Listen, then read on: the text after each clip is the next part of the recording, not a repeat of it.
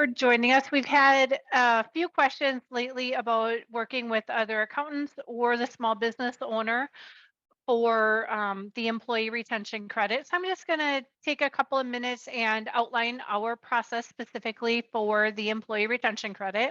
Either an introduction email to using the email in the description below, or hopping on my calendar, and that link is also below. But then we break down all the steps of the employee retention credit. So we outline what your responsibilities are. We have a questionnaire that has to get filled out, because that gives us all of the answers that we need in order to complete your employee retention credit. And we use that to determine how or if you're going to qualify. And then we do request access to the accounting software, and we give the instructions on which accounting software and what email address to use to invite us as a user. Or we need the P&Ls, the income statement, profit and loss, by quarter in in cash basis or accrual basis, however you file your tax return. We need that uploaded into our portal, not emailed to us. We have our email program strips off attachments so that we don't get attachments that you send to us. We have a secure portal that we use. So if you are interested, we need you to, and you don't necessarily want to do a phone call, we need you to send us an email, and with, you know, who you want us to add and give access to the on our portal.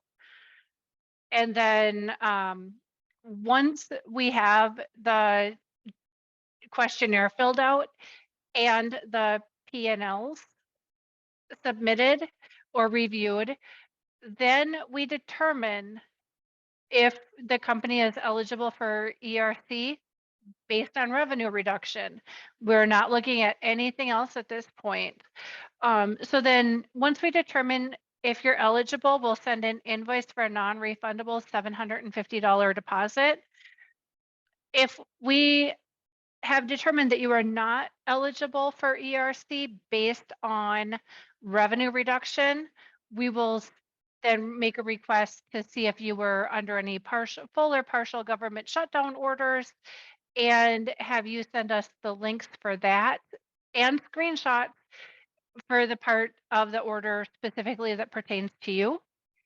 If you are able to produce that, then we will send an invoice for the $750 not refundable deposit. Once we receive the payment of the deposit, then we will determine the full amount of the employee retention credit. But, to do that, we need access to the payroll software.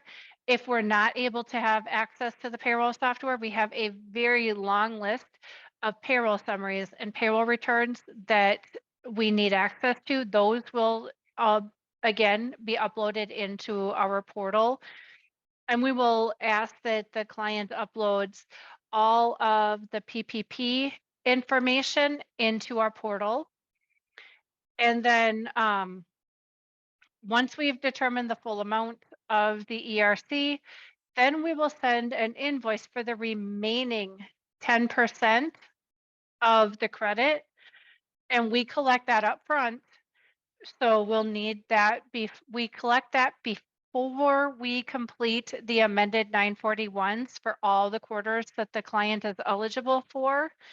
And then within 3 to 4 business days, we will deliver the amended 941s with the mailing instructions, the address, everything, how we recommend that it gets mailed. And then the IRS is taking 9 to 12 months to process the ERC claims. And that is something that is way out of our control. They're just inundated with these ERC claims, and they all have to be paper filed. So they all have to be manually keyed in and manually processed. which is very labor intensive.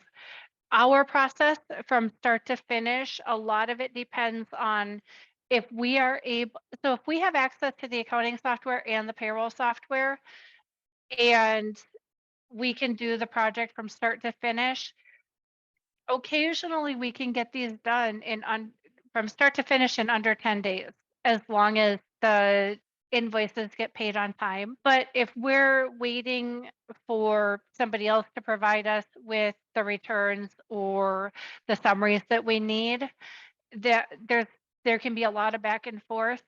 And those ERC projects typically take 6 to 8 weeks from start to finish. I hope you guys found this helpful. And if you have any questions that I did not address in this video, please post your questions below. Thank you.